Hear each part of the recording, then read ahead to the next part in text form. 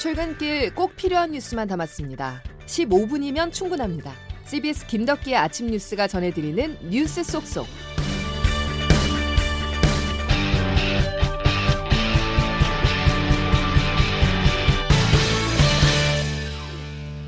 여러분 안녕하십니까? 4월 15일 김덕기 아침 뉴스입니다. 다시 일상을 멈춰야 하는 상황이 다가오고 있습니다. 주말 휴일 검사 건수 감소 효과가 사라지자 확진자가 다시 증가했는데요. 최근 3주간 수요일 확진자 수를 보면은 500명대, 600명대, 700명대를 기록했습니다. 매주 앞자리 단위가 바뀌고 있을 만큼 확산세가 심상치가 않은데요. 정부는 이번 한 주간을 추이를 더 지켜보면서 사회적 거리두기 단계 격상을 고민한다는 방침입니다. 권덕철 중앙재난안전대책본부 1차장의 말 들어보시죠.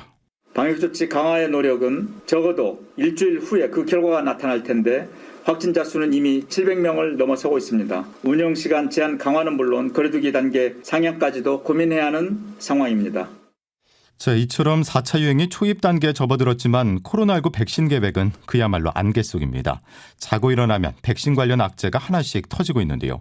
현재 우리나라에는 아스트라제네카와 화이자 백신 두 종류밖에 들어와 있지 않습니다. 상반기 안에 얀센 백신이 도입되면은 보다 안정적으로 백신 공급이 이뤄질 수 있었지만 희귀혈전증 우려로 이마저도 쉽지가 않은데요.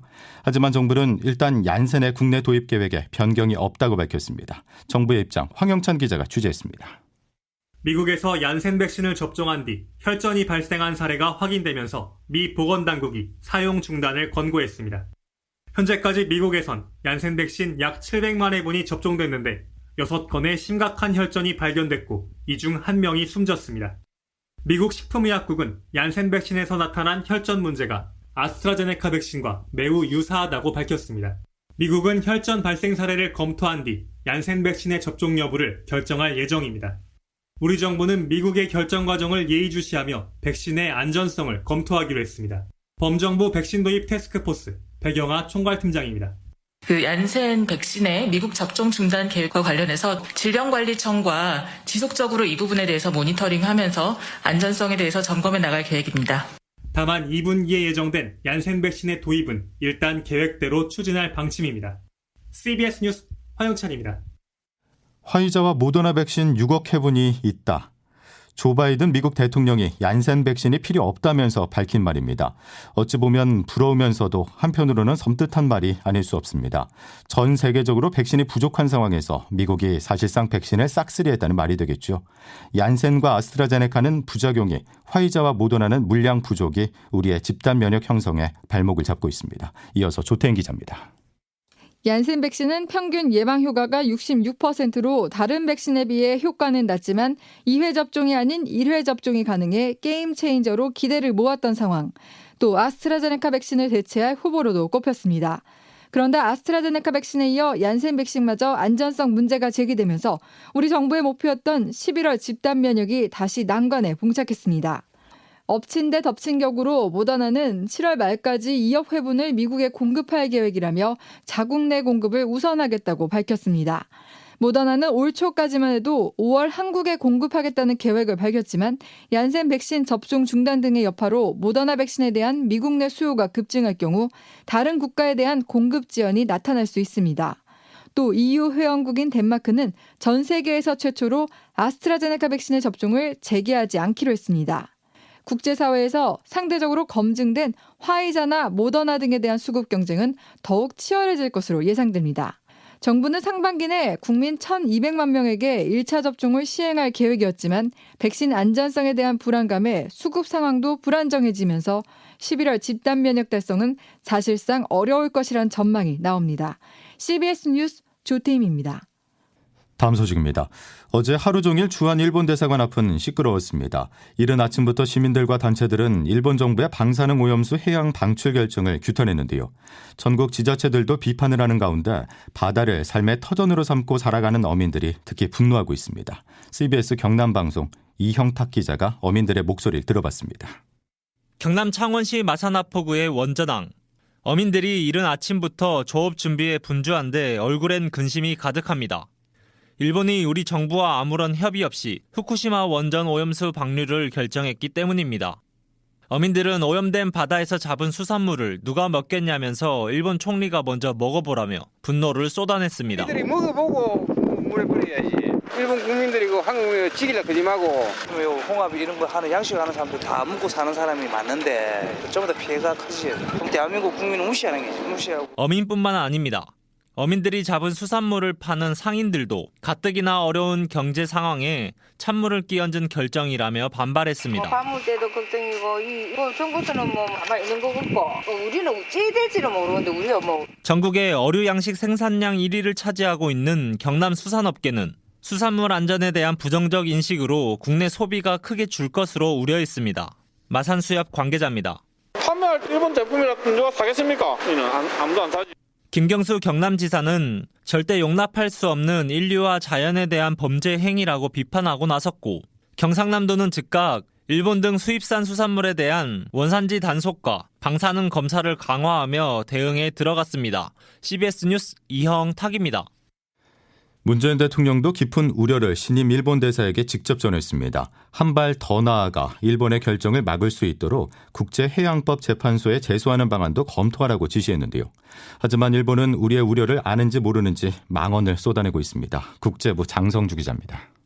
후쿠시마 원전의 방사능 오염수를 처리수라고 부르는 일본은 해양 방류를 정당화하고 있습니다.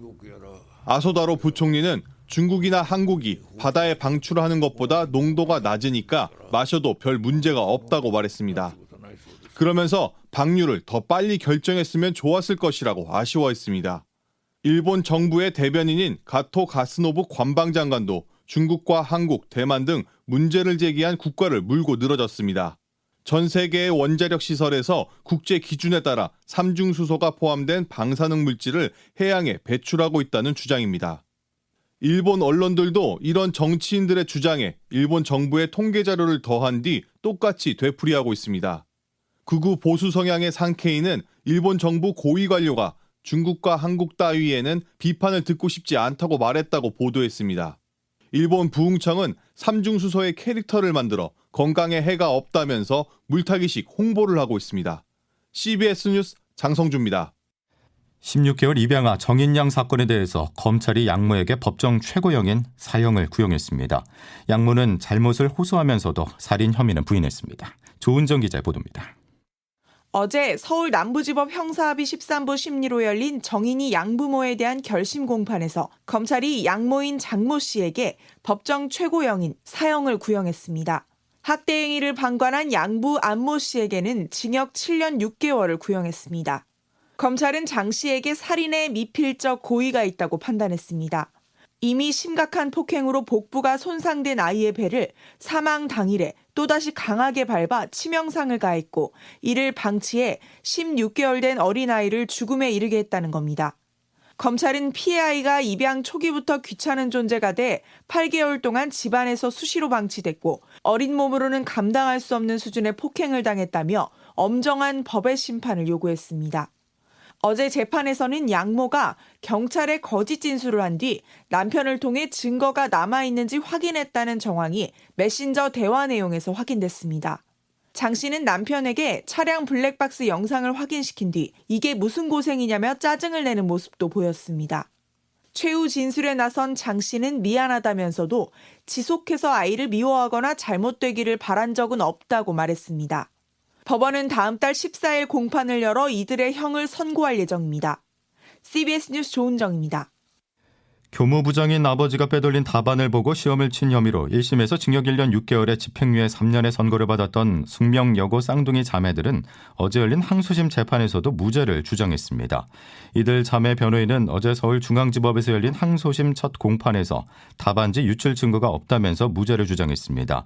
쌍둥이 자매 중 동생은 법정 출석 과정에서 질문하는 기자를 향해서 손가락 욕을 하면서 취지에 반감을 드러내기도 했습니다.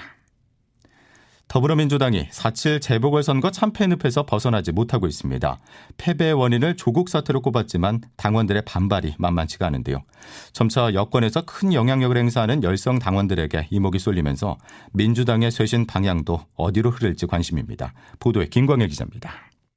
불을 붙인 건 민주당 내 20, 30대 초선 의원들이었습니다. 지난 9일 뒤늦은 반성문 발표하면서 조국 전 장관을 콕 집어 거론했습니다. 조국 전 장관이 검찰개혁의 대명사라고 생각했습니다. 밀리면 안 된다 생각했습니다. 하지만 그 과정상에서 수많은 국민들이 분노하고 그동안 여권에서 조국 두 글자가 거의 금기어였던 점 감안하면 아주 이례적인 성명이었습니다. 그러자 반발이 거셌습니다. 열성 지지자들은 문자 폭탄 쏟아냈고 중진 의원들은 뒤로 빠지거나 입장을 달리했습니다. 김경협 의원입니다. 조국 장관 문제, 그런데 사실 이 문제는 작년 총선 이전에 발생했던 문제거든요. 그리고 총선 때 이미 평가받은 사안으로 보고요. 이것을 보궐선거의 패인으로 분석하는 건 좀 무리가 있다. 결국 당사자 초선 의원들은 물러섰고 일부 쇄신파가 돕고자 나섰지만 지금으로선 역부족인 모양새입니다. 한가한 옛날 얘기라고 볼 수도 있겠지만 민주당은 지금 절체절명 위기에서 내년 대선을 준비하는 입장. 진단에 따라 처방은 180도 달라질 수 있기 때문에 이 대목 어떻게 처리하느냐가 앞으로 방향 설정에 적잖은 영향 끼칠 수 있습니다. CBS 뉴스 김광일입니다. 과거 김학의 전 법무부 차관의 불법 출국 금지 사건 수사가 외압으로 중단됐다는 수사 무마 의혹을 검찰이 수사하고 있습니다. 그런데 문재인 정부 초대 법무부 장관인 박상기 전 장관이 개입을 했다고 볼 만한 정황을 검찰에 포착한 것으로 CBS 취재 결과 파악됐습니다. 윤준호 기자의 단독 보도입니다. 김학의 전 법무부 차관의 불법 출국 금지 의혹을 수사 중인 수원지검은 최근 관련자들을 잇따라 소환 조사했습니다. 이 과정에서 수원지검은 2019년 6월 박상기 당시 법무부 장관이 안양지청의 수사 중단에 직간접적으로 관여했다고 의심할 만한 진술을 확보한 것으로 CBS 취재 결과 파악됐습니다. 관련자 진술 등에 따르면 당시 안양지청이 법무부 직원들을 상대로 불법 출금 의혹을 조사하고 있다는 보고를 받자 박 전 장관이 윤대진 당시 검찰국장에게 강하게 항의했다는 겁니다. 비슷한 시기 윤 국장은 안양지청에 항의성 전화를 한 것으로 전해졌습니다. 이로부터 얼마 지나지 않은 2019년 7월 9일 안양지청은 불법 출금 의혹 수사는 더 이상 진행하지 않은 채 사건을 종결했습니다. 현재 수원지검 수사팀은 이 같은 수사 중단 과정의 시발점이 박 전 장관은 아니었는지 의심하고 있습니다. 수사팀은 지난 2월 윤 국장을 불러 외압 의혹 전반을 캐묻는 한편 박 전 장관의 소환 여부도 검토 중인 것으로 알려졌습니다. CBS는 박 전 장관의 입장을 듣고자 수차례 연락을 취했지만 닿지 않았고 윤 검사장은 수사 중단 외압 의혹에 전혀 사실과 다르다며 선을 그었습니다. CBS 뉴스 윤준호입니다. 공직자가 직무상 권한을 남용해 사적 이익을 추구하는 것을 막는 이해충돌 방지법이 8년 논의 끝에 어제 국회 정무위 법안심사 소위를 통과했습니다. 법제화의 첫 관문을 넘은 것입니다. 하지만 이번에 땅 투기 의혹이 제기된 LH 전현직 직원들에 대한 소급 적용은 불가능하고 국회의원들에 대한 구체적 제재 방안은 국회법에서 따로 다루기로 하면서 논란이 예상됩니다. 김덕기 아침 뉴스 여러분 함께하고 계십니다. 이제 기상청 연결해서 오늘 날씨 알아보겠습니다. 김수진 기상 리포터 전해주시죠. 네, 때늦게 찾아온 꽃샘 추위 오늘 아침까지는 잘 견디셔야겠습니다. 오늘 청송과 해남, 봉화, 장수, 임실, 제천 등 산간과 내륙 일부 지역은 아침 기온이 영하권으로 떨어졌고요. 그 밖에 대부분 지역에서도 평년 기온을 밑도는 차가운 날씨로 출발하고 있습니다. 다행히 오늘 한낮 기온은 쑥쑥 오르면서 다시 포근한 봄 날씨를 되찾겠고 낮부터 내륙 곳곳에 내려진 한파특보도 모두 해제되겠습니다. 오늘 서울과 대구의 한낮 기온 18도까지 오르겠고 춘천, 대전, 광주 19도의 분포로 어제보다 2도에서 5도가량 더 높겠습니다. 다만 그만큼 일교차가 무척 클 것으로 보여서 오늘도 옷차림 세심하게 신경을 쓰시는 것이 좋겠고요. 또 오늘 아침까지 내륙을 중심으로 안개가 짙게 끼는 곳이 있어서 이 점도 유의하셔야겠습니다.